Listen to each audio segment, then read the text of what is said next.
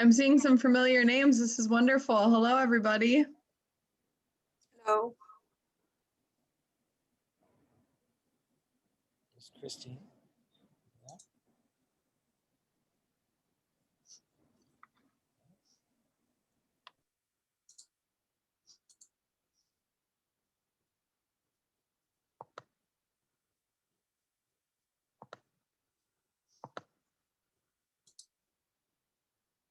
Wow, almost 50 participants.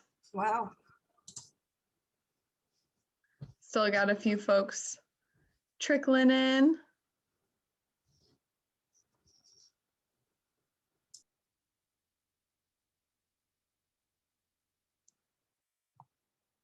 I think I'll get started. All right. Well, hello, everybody. Welcome to the Seed Library Summit. I'm really excited about this event. I think this is the culmination of years of work from a lot of people. So congratulations to all of you. I've always seen the Seed Library movement as one of the most important, if not the most important development in this part of the century in our culture. I think we're finally, I feel like I'm preaching to the crowd, but I don't have because I don't have to explain, exactly what that means or why. It's really great for me to be able to be here. I am outside at a Starbucks in Phoenix, Arizona. I'm working on another seed project here today. And so they won't let me in Starbucks. And so I'm outside. So if there's any background noise, I apologize. So I'm Bill McDorman. I work for the Rocky Mountain Seed Alliance. Frances Craik is right there. You might be able to see her next to me. She is helping us today and also works for the Rocky Mountain Seed Alliance.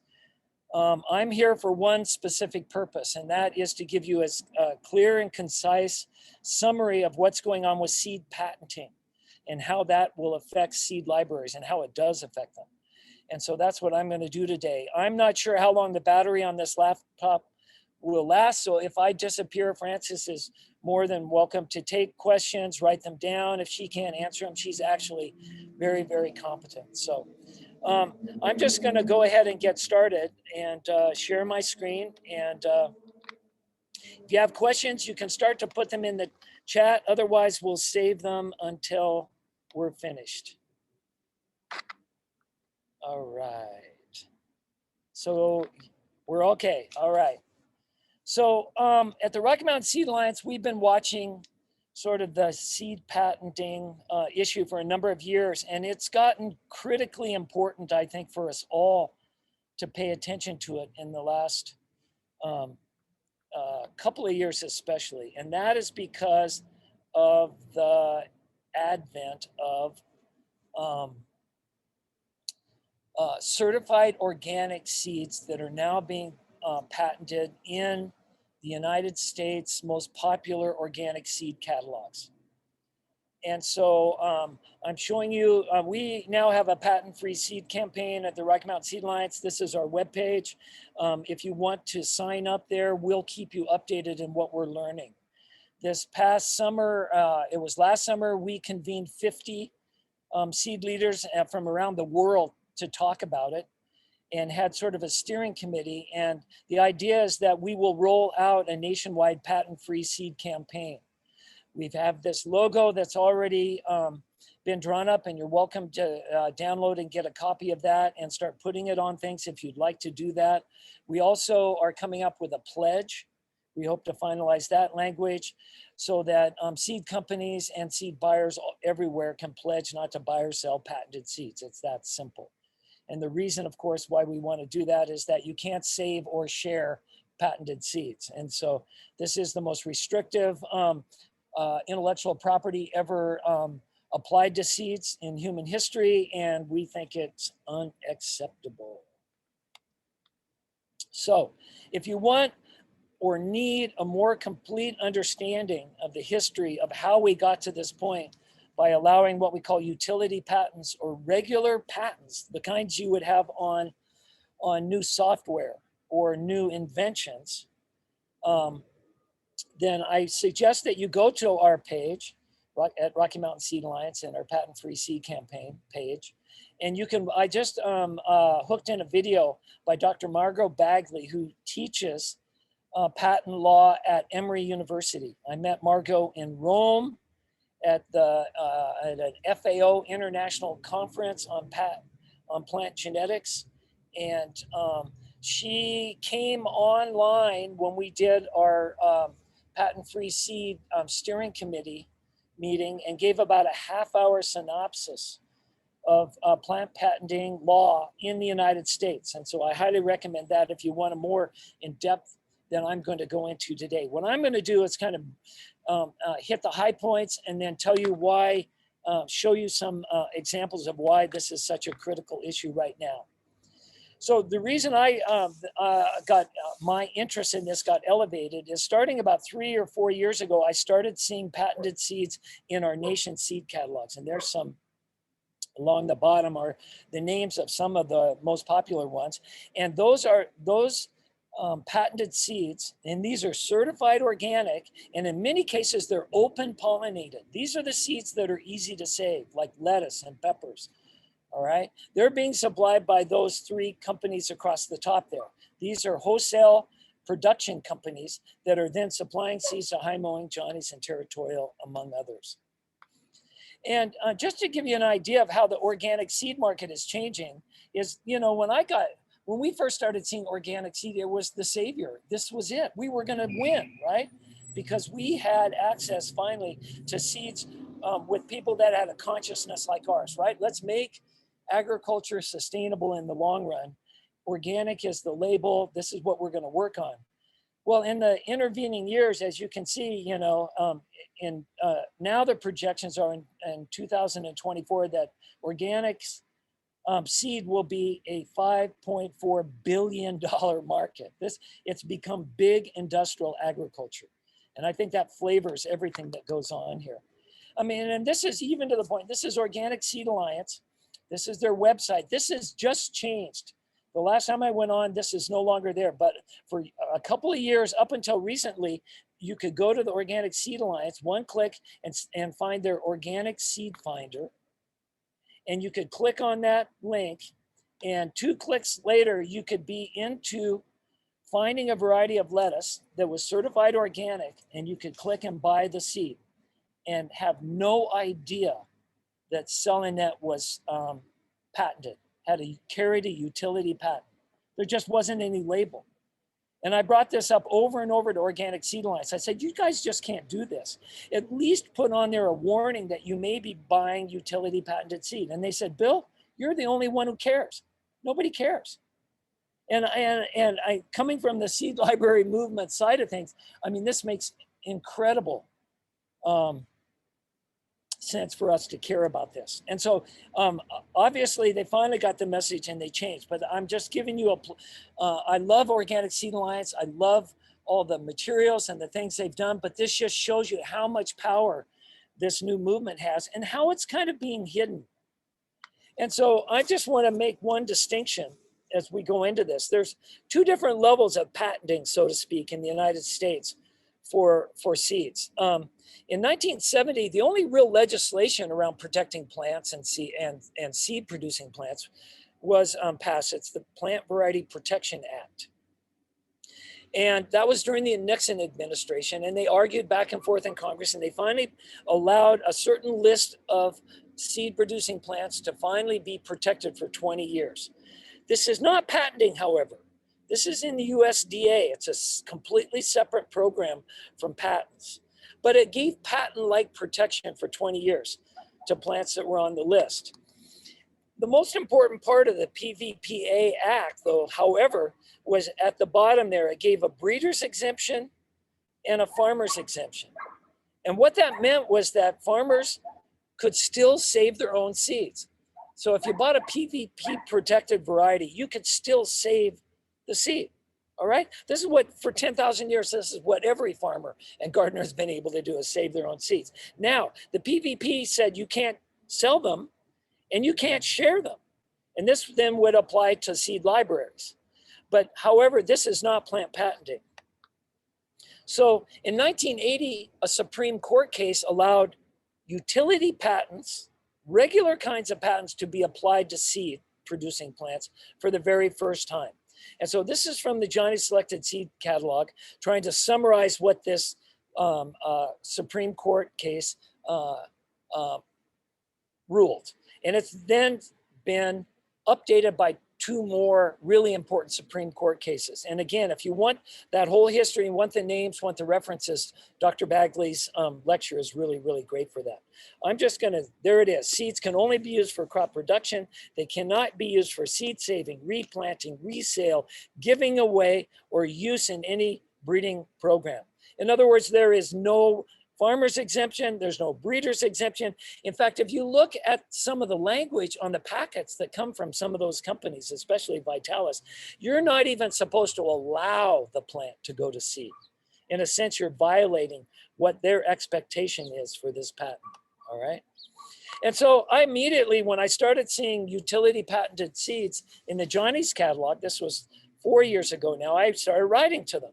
And this is what I get back. I write every year, and this is what I get back from them.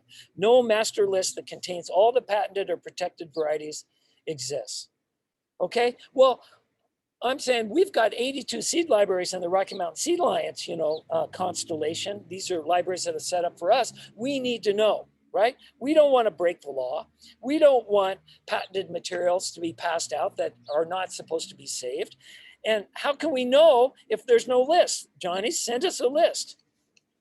What they said was to go to the United States Patented Trade Office website and search yourself. You can find them all there. So I did. I tried. There's a picture of what the website looks like. You can find lettuce varieties when you search for variety names. I searched for all 99 varieties of Johnny Selected Seeds lettuces for sale to see if they were patented or not. And some came up like Newham, and I went to the Plant Variety Protection Act website, and I searched there to see if anything had a PVP, because we don't want those in our seed libraries either. And I searched, and what I came up with is 78 of the 99 variety names are not traceable in either of those databases. So Johnny's answer is incomplete. There's no way to find them if you just do what they said to do. So then I started searching, and I went to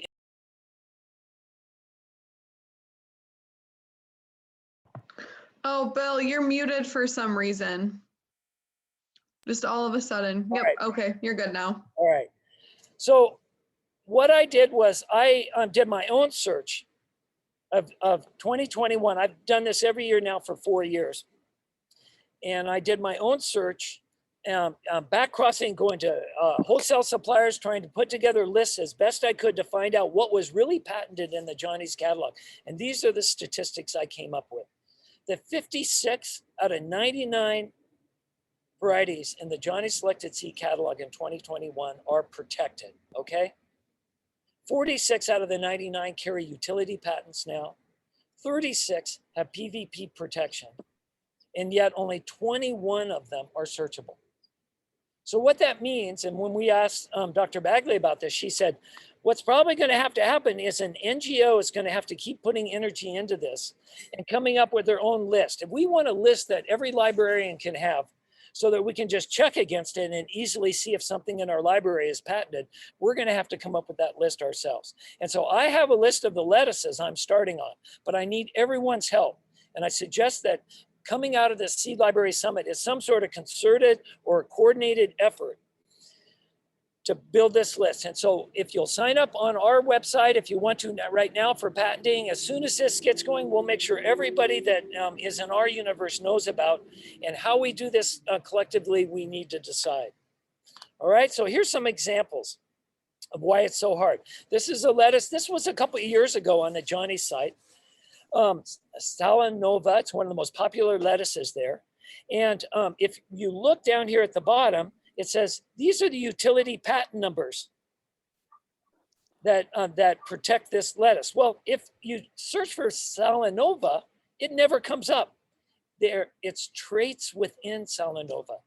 that are patented. And that's why it makes it so hard to search. Now, when you go to Salanova, they don't even give you these utility patent numbers anymore. And so they're even changing their things. Now, some of the lettuces are marked in the Johnny's catalog. And here's an example of how they do it. It's sort of hidden in the text. So you have to start looking very, very carefully. And I found 4 mistakes, 4 varieties that were not marked at all, that have utility patents that Johnny's just doesn't even talk about. When I wrote to them and asked them to update that, they said, well, you know, we're out in the field. Maybe this fall when we come in and do our new catalog, we'll update it correctly. But right now it doesn't bother us. And I wrote back and I said, this is unacceptable. We have people buying your seeds and they're saving lettuce seeds and they're doing something that they shouldn't be doing. And you guys don't care. And when I did that 3 times, I got banned from their customer service. Okay. They let me back in after a year. So it's okay. But I was not angry. I was just persistent in trying to figure out how to do this. Now, high mowing, you know, here's an example of an open pollinated certified organic pepper that's PVP protected. And this is how you would know on the high mowing site that that is the case. Now, to their credit, for the first time this year, I got back a list from high mowing of everything that they have utility patented on their site. And that's helping me to build the list. And so hats off to those guys. Apparently they had a huge discussion among their employees. And I think the only way to change this kind of behavior that I'm still getting at Johnny's is for all of us, every time we buy seeds, every time you see somebody who buys seeds from them, to have them ask for a list. And as soon as enough customers do it, I think they'll all come around. Territorial is another story at this point. Here's a patented lettuce, utility patented lettuce, and there's no talk about it whatsoever. They don't even talk about utility patents on the website at all. You could be buying lettuce that has utility patents that nobody knows or cares about there. So this was from Dr. Bagley's lecture, you know, to give you an idea of how many are actually being patented. This is a relative chart last year of the number of varieties that have now been utility patented in the United States. As you can see, Monsanto, which is now Bayer, owns the lion's share of those. And this again is from her lecture. Patent law provides absolute protection. So every farmer that has found utility patented material growing on their fields through contamination, through mistakes, they didn't know it was there, and were sued by Monsanto, the suit was upheld. And what the court said was, we don't care how it got there. We don't care if you didn't know. It's still a patent infringement. So what does all that mean for seed libraries? Well, just a little bit of background. One of the websites that when I was searching for utility patents or whatever, I saw this thing, a reference to AIB. And I go, what is AIB? So I went to the website, and it turns out that that's a new anti-infringement bureau started worldwide by the companies. I listed some of them there, and Bejo and Inzazaden are the ones selling the most utility patented seed, certified organic seed in the United States. So they're part of this bureau.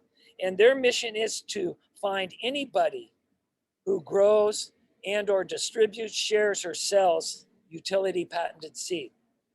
And so if you dig a little deeper into their website, you get language like this. This is right off their website. Production, use, and trading of illegal products is an important source for financing organized crime. That's how they see this. So patented seeds being shared by a seed library in this kind of a strict definition is organized crime. That's how we're being viewed. And now there's a new US version of this, SIPA, Seed Innovation and Protection Alliance, and they've got an 800 number, and they give rewards if you'll call and snitch on people that are known to be saving, sharing, or selling utility patented seeds. This is what we're up against. This is how this is viewed by industry. And so I'm just going to summarize here at the end. I'll open it up for any questions. If you remember when the seed library was shut down in Pennsylvania a few years ago. So there was a really great response from the seed library people, from Rebecca especially. And the Sustainable Economies Law Center, and a few others. And actually, Belle, my wife, was on a committee that was formed to meet with the Association of American Seed Control Officials. The fellow that shut down that seed library in Pennsylvania was a member of this national organization. And what that organization has done is come up with what they call the Russell, which is the Recommended Uniform Seed Laws, okay? And these laws then are recommended to every state to make things uniform across the whole United States. And so what we tried to do, and it took a year of back and forth, was get an amendment to Russell that allowed seed libraries. So no more seed control officials would shut down no more seed libraries, so that they would understand. And believe me, it was a battle in the beginning. First of all, they didn't understand what seed libraries were. It took a lot of time. And then they had all these fears about noxious weeds and all sorts of stuff. But finally, after a year, they agreed to allow seed libraries with some specific requirements and language. And one of those was that each seed library would have to have a sign. And the sign must state that patented seed or varieties protected by the PVP, Plant Variety Protection Act, will not be accepted or distributed, all right, through the seed library. That's the requirement. And I don't know if all of you have heard of this or whatever, but what I want to tell you is that do that, because that will give you protection in the current environment. So one of the things, Dr. Bagley came on to our seed teacher training course that we're doing right now at the Rocky Mountain Seed Alliance. And she was just on answering questions this past Wednesday. And one of the things she said was, you know, we know that farmers can get sued if they are saving seeds or have varieties that they're not supposed to have growing on their property, varieties they don't own, all right? But what happens if it's a seed library? What if you have patented material in your seed library? And she said, as long as you don't know that it's patented, there's another requirement, there's another hurdle that the company would have to have if it was to hold you legally liable. And that requirement is willfulness. In other words, you would have to be willfully, not just have it in your library, but say, hey, we are growing and sharing this on purpose because it's utility patented. So the way you can protect your seed library is to have the sign that the Russell Amendment recommends. That sign says, we don't do this. We are not sharing or willingly taking on or distributing seeds to patented or PVP material. So as long as you have your sign up, that shows that you are not willfully doing this, okay? And that will protect you. And that's my message today for seed libraries. There's a couple of them. One, understand that, you know, it was 28% of the varieties in Johnny's 2 years ago that were patented. Now it's 46%. The aim of these companies is to have it all of the lettuce varieties patented. Okay, and these lettuce varieties are going to what we call controlled environment agriculture, which a lot of people call the future of agriculture, right? University of Arizona doesn't teach any other kind of agriculture. These are the greenhouses on top of Whole Foods, right? That are growing the greens all over the country. Now 46% of those seeds are patented, all right? And they want to patent them all.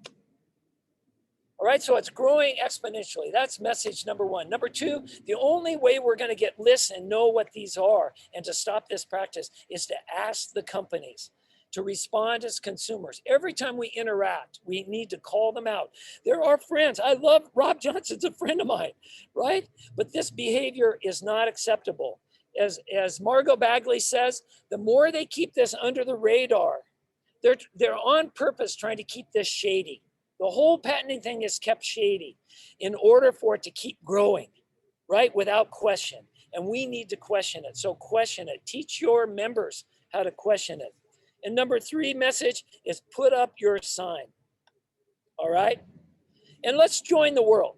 In Europe, they've got no patents on seed campaigns. There are 80 organizations that have joined it. They've been fighting for years. And finally, late last summer, they got a ruling in the European Union Supreme Court that for the first time defined a boundary around utility patented plants. And what they said was that, oh, we're not going to fight utility patents. You can apply those to plants, but you can only apply them to plants that are genetically modified, that are genetically engineered. Those are new inventions.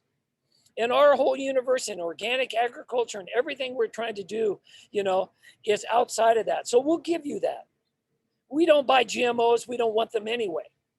But what the court then said was that any plant variety that is derived from essentially biological processes by traditional breeding techniques that ends up in traditional varieties of lettuce, like all 46.5% of the varieties in Johnny's catalog, any of those varieties, they cannot be utility patented. This should be the standard in the United States too. It's a no-brainer. And so we need to build awareness around a patent-free seed campaign in the United States, I believe, around those boundaries. So I'm going to stop sharing, and I can answer any questions. And maybe, do you have any that have come over the chat that you want to start with, Francis? Or yeah, I can go ahead and share the ones that I've recorded. Somebody is wondering about Baker Creek and Rare Seeds. If you know anything about their seed offering, if any of them are utility patented. I am very happy that one of the most enthusiastic supporters in our steering committee for a nationwide patent-free seed campaign was Jared from Baker Creek. He said, we'll put the symbol in the catalog, we'll put language about the pledge on there. They have no utility patented or protected varieties in their catalog, and they believe really strongly in this movement. And between them and a couple other national organizations, Seed Savers Exchange was represented. I think we have the start of a groundbreaking movement. Thank you. Good question. We had another question. Somebody's wondering if you could share the high mowing list of what they have PVP and utility patented. I have not. I got that. It's pretty short. And so Francis knows we're in the business of right now of updating our website. And so very soon I plan on putting up the first list of all the lettuces and the research we've done and high mowings list. And I invite, if you interact with any other seed companies that know any other patented varieties or want to make them public and have any other list, let me know, and I'll make sure that those are up on our website. And you're welcome to copy that on your own websites. Again, at Rocky Mountain Seed Alliance, we're not here to own or control any information. We give everything away. So we're just here to help and to pass on information. Thank you, Bill. We have another question from Tess. Do you know anything about Burgess? I'm assuming that that's a seed company. Tess, would you maybe like to unmute yourself and share?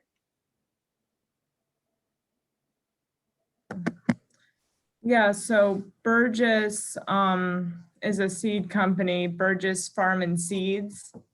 We're in Ohio, so they might be more this way, but we had somebody who wants to donate a bunch of Burgess seeds, and I just wanted to make sure before we went and put them in the library that they aren't, and none of them are protected by patents. And I'm just not even sure like what to look for when I cross-reference them on the website. So yeah, good question. And this is the question, right? So the first thing to do is ask them. I did write them. I wrote their customer service last week and asked them if they had any patented seeds or how they listed on their website. I haven't heard back from them yet, but I just wrote them on Thursday and they said it could take 4 to 5 days to even respond to me. Well, you know, there's a lot of good people. And so the language I use when I write them now is, do you have any protected seeds? Okay, that makes sense. That's important because of the old, family and these kinds of seed companies around also sell larger amounts of feed seed and others. And those kinds of seeds are now coming with contractual protections. Sometimes they've got MTAs attached to them, which are material transfer agreements and other sorts of stuff. So the language that these companies may understand better is protected. Okay. And you can just be upfront. Nobody's really trying to be nefarious. And in all honesty, they may not know. You may be the first person to have asked. Well, and I also tried getting a hold of High Mowing because we have a bunch of High Mowing seeds also that were donated by High Mowing. So I'm guessing they're not protected ones because they wouldn't give us those likely, but they may not have known. Right. I would not assume that. And what I know about High Mowing is that they put in their written paper catalog. I have that. Okay. I was disappointed that their website had not been updated. I found patented varieties on their website that were not marked yet. I'll check the written catalog. Yeah. So, but if you get a paper, what do I look for with that? Well, like how do they? It'll be in the written description somewhere. Okay. And it'll say utility patent granted. Okay, I will look because I do have their current catalog. They send me one each year. Great. Now, and if I were a librarian, I would document this. I document everything. And asked. I wrote to High Mowing. I checked their catalog and then put up your sign. And then you should be protected. You're showing willfulness to try to do this. It's not your fault if you can't find out. We had an issue recently with somebody who posted on a social media site of the library where I work about how we're illegally distributing seeds. And our PR person had to work with me. We've had our seed library since 2018 to kind of go back, but then I wanted to attend this so that I could know what to do in the future, how to have enough information that I can say, no, we're not. And here's why. Right. Well, so each state can have its own laws, and so in each state has a seed control official. And so the laws are still really weird in some states. And so, but what I would do is you can just go online and get a copy of the RSSL, the recommended seed laws, and have a copy of that and say, look, I understand what you're trying to do. You're doing your job at your state level or whatever, but this is nationally what they've all decided. And we are following the national rules. And that'll just give you some legal backup. It shows them that you know what you're doing legally. And that's enough to get them to back down in a lot of cases. Again, Rebecca's way more up on what's happening nationally around these things than I am. Thank you. So we have some questions coming in about heirloom seeds being patented. Some folks thought that heirloom seeds are safe. Other folks are saying that even heirloom seeds are being patented now. Well, so it's shady. What Dr. Bagley says is this, that, if you were involved in a legal case around property, the first thing you would do is get out the metes and bounds. You would have the property defined, right? Well, it's not like that in patents around plants. It's hazy. And so because it's hazy, it's really hard to tell. So one of the requirements for filing a utility patent is it's got to be distinct and different than things that are in the public domain. Okay?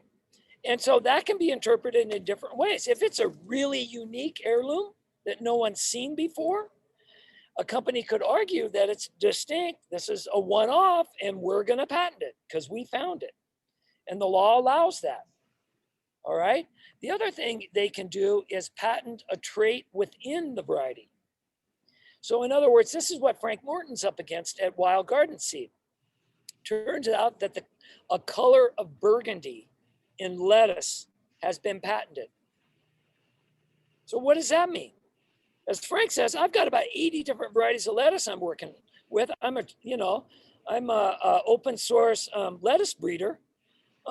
Does that mean that I could put years into coming up with a new burgundy lettuce and then the company's going to come in later and tell me that that color burgundy's patented when I couldn't figure out what it was in the first place? And the answer is yes. At this stage of things, unfortunately, it's yes. Now, there's one really famous case of a yellow bean in Mexico that somebody found in a market down there that had a distinct yellow color that was brought back to the US and grown out for a number of years and then sold commercially and then patented. The color yellow was patented. And it took 10 years of lawsuits by international organizations largely challenging that idea because it's horrifying to think that somebody could just find an heirloom and patent it. And that was finally struck down. So that's the other side of the case. And where we live is somewhere in between. So I hope that answer helps you. I have a question. I don't know if I don't want to interrupt if I'm. No, you're fine. Oh, okay. Yeah, Gina. So, thank you. So I'm so overwhelmed right now. When we started our heirloom seed library collection, when we began it, which was about 6 years ago, before we even started, our collection's in the public library. And so we checked with the Missouri Department of Agriculture because essentially we didn't know, we didn't want to run into any trouble saying that we were, doing something inappropriate. And they said, as long as you're not selling the seeds, you're fine. And so we've used Baker Creek and another company that's in Missouri called White Harvest Seed Company. And so the seeds that go into the collection we purchase and put heirloom seeds in there. But the thing that just gets me is that at the same time, near July or whatnot, we have gone to Walmart and Lowe's and whatnot, and they donate to us their GMO, their seeds, whatever's left over. So when we have seed swaps, we will just give those away, but they're not in the collection. We also will give them to like someone any groups that are starting community gardens or whatnot. We would prefer to do all heirloom, but this is what we've been able to do. And so we've recently just this year partnered with a local Springfield Community Gardens to start and install a couple heirloom seed beds to grow and harvest our own seeds. So at this point, I am so overwhelmed. I'm just going to see about, creating the signage that you recommended, but also, I guess, checking with White Harvest Seed Company. Am I missing a step here? And I think what they're doing is just awful. Well, so you're not missing a step. You're doing exactly the right thing. Put your sign up and ask. And those show diligence. That will protect you legally. In the end, probably. I'm not an attorney. I'm not giving legal advice out, right?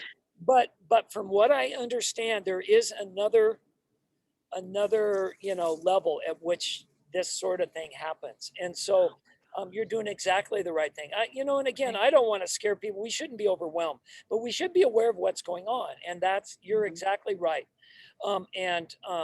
It's really possible that some of the seeds now that are coming through Walmart or whatever could be that way. And that's why helping us build a list would be really important too. Then we've got even we say, look, we're putting energy into building a list. We try to keep track of, do you have a list? We have one, right? And if our list isn't complete, then help us make it complete. That's all we're really after. It will be their fault if we don't have a complete list. And I keep asking every year. I just go through the whole list of companies and I write them and ask them. One year I got an answer back from Vitalis, which is Enzazad. It's a chemical company from Germany. And one year I got an answer back. There was only 1 year. And they said, oh, that's easy. All of our varieties are patented. So. Thank you so much. Thanks for answering my question. Thanks, Bill. We have somebody wondering if you know anything about Canada's seed patenting regulations. They seem to believe that Canada follows the guidelines that the United States follows. Well, the famous case is Percy Schmeiser. That was under U.S. contract law, and it was applied in Canada, of course.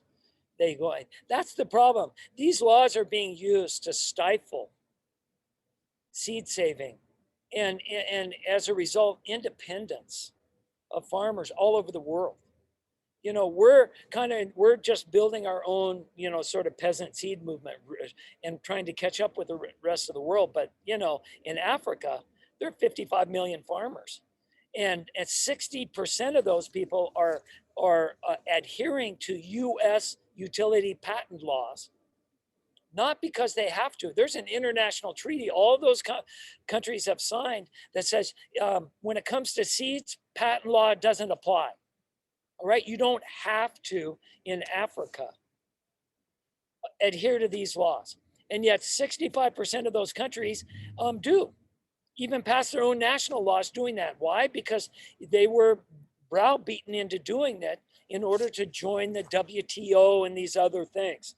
But it's all US law. That's why it's so important for us to take the responsibility. We need to change this here. And our goal should be the same as Europe. Sure, you can patent stuff.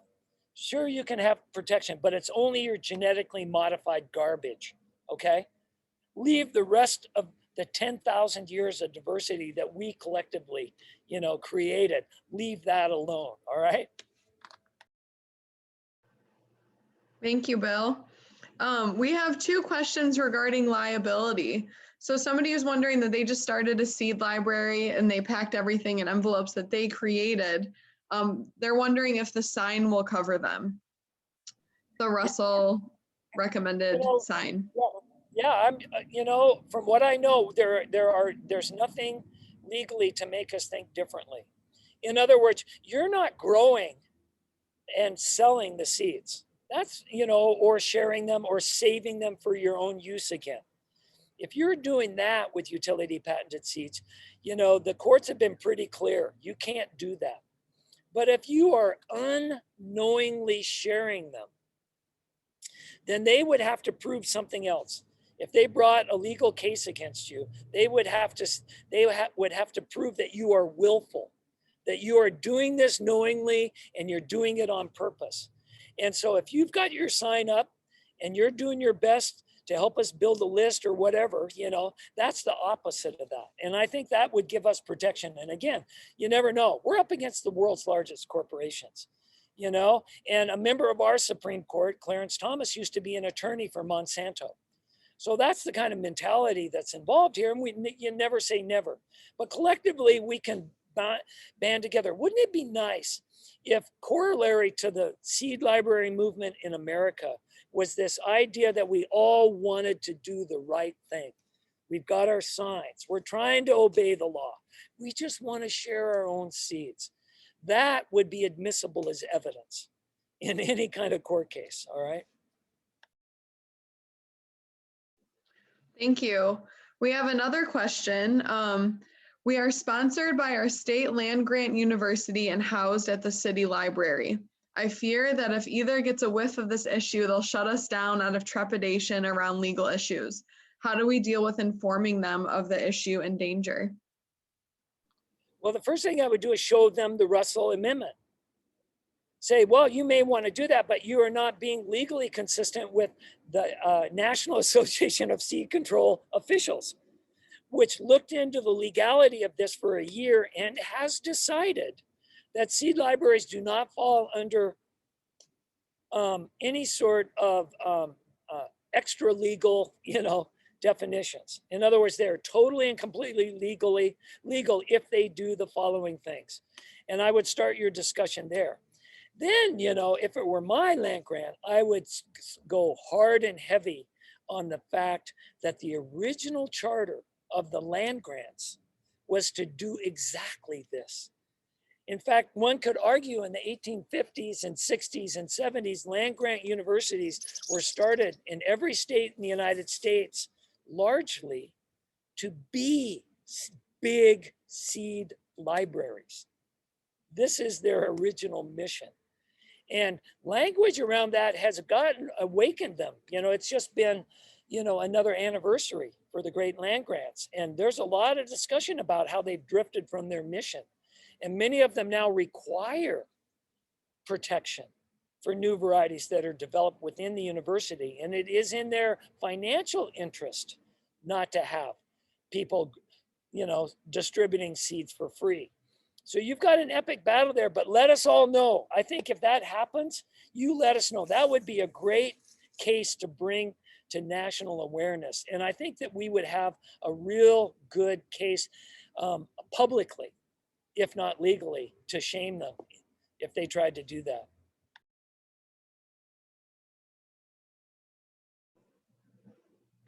We have another question about, this is with a lot of the seed patenting has been discussed with food seeds, vegetables.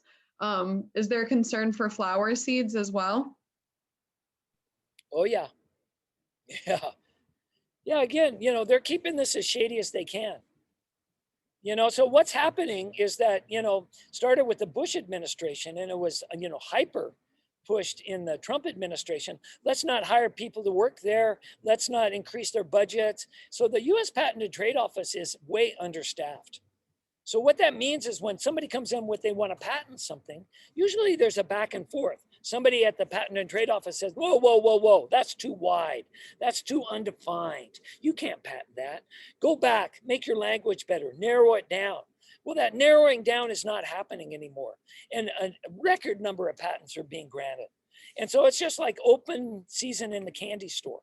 So we're in this legal environment where all sorts of stuff. Do you realize that heat tolerance in brassicas has been patented? If you go, it's a horrifying thing to go through the US Patent and Trade Office, searching for lettuce patents and start looking through and seeing what else is being patented. Not only Frank Morton's Burgundy, but this other stuff. So just be aware this is really, on the one hand, that's really scary. On the other hand, it means that there's going to be a lot of legal redefinition down the road. It's going to be really expensive for somebody to fight these things, but it will probably not end up where it is. And so we're just going to have to live with that for now.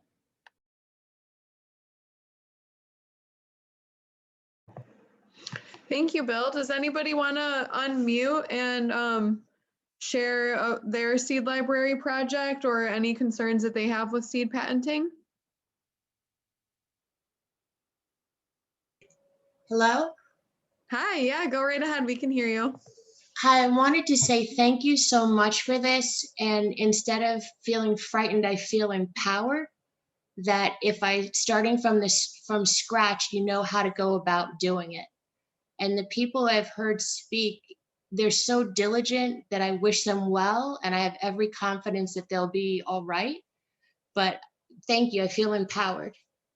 And I know what to avoid and what to consider. And as we're teaching younger generations, this is absolutely something they need to know. So thank you.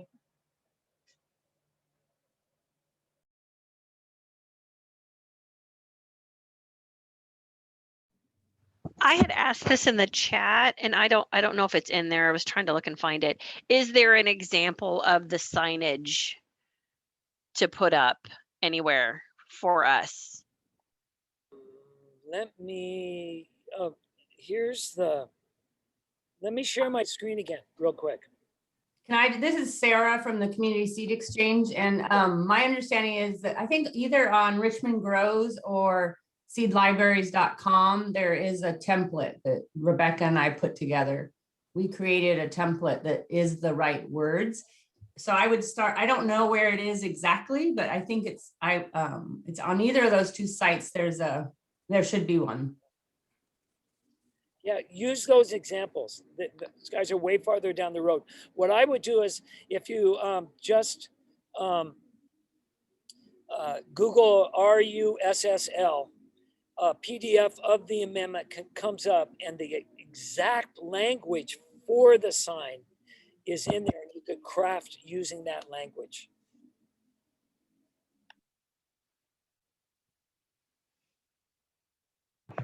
I am looking for it so that I can share the link in the chat, but I think we have another question to address. Do you know of any other seed companies like Baker Creek that don't patent any of their seeds? Oh yeah, there are a lot. This whole new wave of small companies. The other people that were represented at our meeting were the Experimental Farm Network. People were there. Almost all of the small seed companies. There's 100, I think, listed in a directory on the Rocky Mountain Seed Alliance site. None of those people, they've been, we're coming through our own school, our grassroots seed school together, in a sense, and have learned a different value to promote diversity. And so none of those people, I mean, utility patents are just the most horrific sounding thing if you're trying to promote diversity. And so, what's happened is that, I could talk about it in another way. What's happened is, with the rise of the new organic, especially market gardeners that are supplying farmers markets and restaurants in and around cities in the United States, which has become a huge part of this, billion-dollar organic industry. As that's grown up, seed catalogs to supply them have grown up. And that's why Johnny's is a $60 million a year company now. When I had my little seed company, High Altitude Gardens, I tried to do research, and the whole mail order seed universe in the United States, this was like 25 years ago, was $50 million. So now we have one company that's $60 million. High Mowing is about $6 million a year, just to give you some example. They're the next, probably. And Territorial on the West Coast. Those three companies supply a large share of the seeds that go to those market farmers. And those are the targets for these European companies that are patenting. That's what they're trying to do. It's not worth it to them to go into small little, outlets. They're trying to hit the majority of the market with very few distributors. And so those are the ones that you have to be careful of, all right? Oh, Fedco Seeds also offered huge support, of course. They've from the very beginning their mission is the opposite of allowing patented material. Again, but we all have that problem still of trying to get a list of what actually is being patented. So here's a really great question from Pam. If I have seeds in our seed library marked just marigold without a specific variety name, should I remove these seeds since I can't verify if they are patented? No, I think we should do everything we can to find out what is patented. But, in a sense, the burden rests on the patent holder. I mean, in the end, legally, that's where it should be. As I said, the courts, if you're going to grow, if you're really paranoid, you may not want to take them home and grow them and sell the seeds to a variety of marigold unless you know exactly, whether those things, because the courts could rule against you. But as far as sharing them in the seed library, again, as long as you are not willfully sharing patented material, you should be okay. Bonnie, I'm wondering if you would like to share the tomato seed story from your parents' seeds. If you'd like to unmute yourself and share that. I did, thank you. Yeah, my parents have been gardeners for years, and they grew this tomato they called pepper-shaped tomatoes because they're long, they don't have a lot of seeds in. I'm sure it's a plum variety or a paste variety. So each year we would save them and grow them, and they grow true to seed. But I put them in the seed library, and just wondering, how do I label those then, or just label them as source unknown? I don't know what to do in a case like that. So let me tell you what's happening is that, it's very expensive to patent something. Okay. Very expensive. And so it's only being done to things that have larger, what I'll call now organic industrial level, right? I mean, because it's become $1 billion industry, it's starting to get to the level where people can make it work. And what is being patented are open pollinated, easy to save things that are not hybridized normally. Right. All right. So, if you can hybridize something, it's way cheaper to do that. And then that keeps people from saving the seeds. And that's why hybridization is being so used. So the first targets that I can find for patenting of seeds are organic, because they carry a premium. In other words, regular varieties of lettuce seed are not being patented. The only ones I found are certified organic. And it's lettuce and a few peppers. I have yet to find a patented tomato that's available to the public that you would find and grow and save or do whatever. And so I'm just telling you, at this point, we're still pretty lucky. Now, never say never. It doesn't mean that there isn't one out there, but I would say that the chances that you have a tomato now that's patented are really, really, they're slim or none. Oh, good. That's good to All right. know. And again, willful. If you don't know the variety and you do checks, and then the other thing you can do is ask for lists wherever you go. I've tried to find all the list of all the patented tomatoes and nobody will tell me. So, you know, you're protected. You're showing that you're not willfully doing this. In Okay. fact, I would say you're showing the opposite. You're guilty. You know, you're feeling bad about it. You know, that's all the law really wants you to feel. And that's what's so insidious about this whole thing. Keep it shady and make us all feel guilty. I have another quick question, and I don't want to take up everybody that's else's time too. But we just started our seed library and we really want to make a success of it. We've put some income into it from our Friends of the Library group.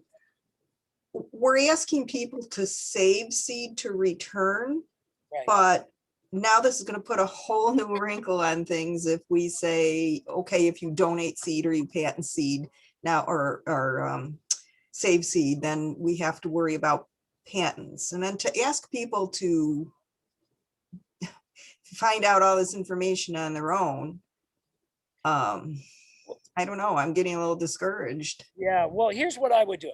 If I'm not part of a seed library right now, I'm going to retire and work in my local seed library. I think that's some of the most noble work being done. So bless you, and bless you for starting, you know, being part of a new one.